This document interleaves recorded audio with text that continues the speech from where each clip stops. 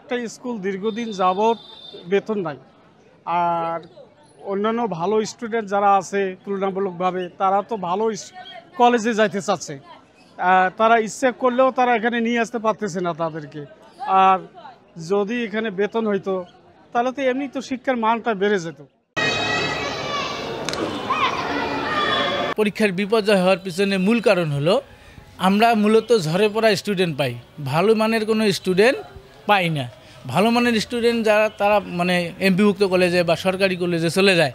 আমরা স্টুডেন্ট না পাওয়ার কারণে বিভিন্নভাবে খোঁজাখুঁজি করে এই সকল স্টুডেন্ট নিয়ে আসে ভর্তি করাই। এই সব স্টুডেন্ট ভর্তি হয়ে আবার দেখা যায় অনেকে কর্মক্ষেত্রে চলে যায়, ঢাকায় চলে যায় বা বিভিন্ন কাজে চলে যায়। ফর্ম পূরণের আগে এসে তারা আবার ফর্ম পূরণ করে। কমিটি যারা আছে কমিটি অবহেলিত, কমিটি যদি ভালো সজাগ থাকতো তো এই কলেজ সুন্দর চলতো। এটা হলো 1 নম্বর কথা।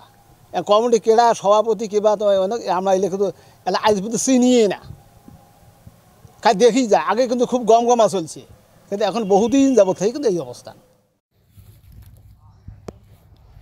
উচ্চ মাধ্যমিক পরীক্ষায় যে সমস্ত প্রতিষ্ঠান শতভাগ ফেল করেছে এগুলো সরকারি বিধি মোতাবেক শিক্ষা মন্ত্রণালয়ের পরিপত্র অনুযায়ী তাদের বিরুদ্ধে আগামী দিনে ব্যবস্থা গ্রহণ করা।